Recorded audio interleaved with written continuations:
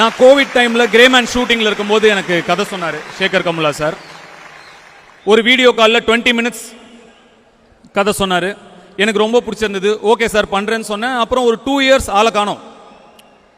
2 இயர்ஸா கதை எழுதுறாரு, ஸ்கிரீன் பிளே பண்றாரு. 2 இயர்ஸ்க்கு அப்புறம் வந்து எனக்கு கதை சொல்றாரு. எனக்கு ரொம்ப பிடிச்சிருச்சு. Extraordinary. I was very impressed. ஆனால் இவ்வளோ பெரிய படம், இவ்வளோ பெரிய கதை, இவ்வளோ பெரிய ஸ்கேல் இவர் ஹேண்டில் பண்ணிடுவாரா? எனக்கு அவரை பற்றி முன்னாடி தெரியாது. அப்படின்னு சேகர் கமுலா யாரு அப்படின்னு விசாரிச்சா எல்லாரும் சேகர் கமுலா வான்னு பயங்கர பில்டப்.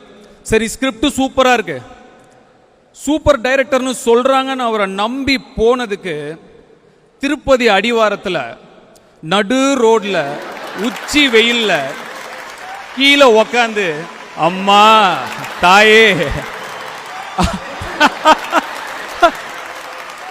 அப்படின்னு பிச்சை எடுக்க விட்டார். ஆனா அப்படி கையை நீட்டி பிச்சை எடுக்கும் போது தான் நமக்கு புரிஞ்சது நம்ம ஓடிட்டு இருக்கிற ஓட்டம்லாம் எவ்வளோ அர்த்தமில்லாதது அப்படின்னு. இங்க அவ்வளோ போட்டி, அவ்வளோ பொறாம, அவன் நல்லா இருக்க கூடாது, இவன் நல்லா இருக்க கூடாது. முன்னாடிலாம் நம்ம பெரிய ஆளாகணும்னு உழைப்போம், நம்ம நல்ல பேர் சம்பாதிக்கணும்னு உழைப்போம். இப்பெல்லாம் அடுத்தவன் உழைப்பை எப்படி கெடுக்கிறது, அடுத்தவன் பேரை எப்படி கெடுக்கிறதுன்னு தான் எல்லாரும் உழைக்கிறாங்க.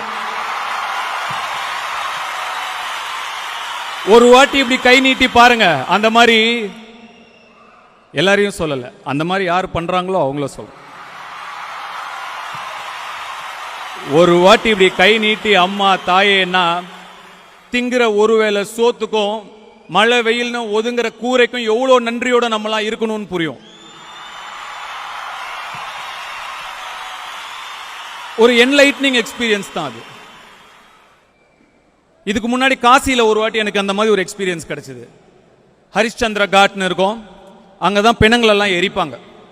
ராஞ்சனா பட ஷூட்டிங் அப்போ என்ன அங்க ஒரு 45 நிமிஷம் ஒரு 15 பிணங்கள் என்ன சுத்தி எரிஞ்சிட்டு இருக்கு. அதுக்கு நடுவில் நிக்க வச்சுட்டு போயிட்டாங்க. கேமரா எடுத்துட்டு தூரமா போயிட்டாங்க. நான் மறந்தே போயிட்டேன் ஷூட்டிங்னு. ஏன்னா அவங்க எங்கன்னு எனக்கு தெரியல. அவங்க ஏதோ ரிவர்ல கங்கா நதியில் அப்படியே போட்ல போயிட்டாங்க. என்னையே மறந்துட்டேன். அப்படியே அமைதியா அப்படி நின்றுட்டு இருக்கேன். அந்த மாதிரி ஒரு நிம்மதியை நான் உணர்ந்ததே இல்லை என் லைஃப்ல. எல்லாமே மாயைன்னு அங்க நிற்கும் போது ரொம்ப அழகா புரியும். அந்த மாதிரி ஒரு என்லைட்னிங் எக்ஸ்பீரியன்ஸ் இந்த படத்துல திருப்பதி அடிவாரத்தில் உங்க மூலமா கிடைச்சது சார். தேங்க்யூ.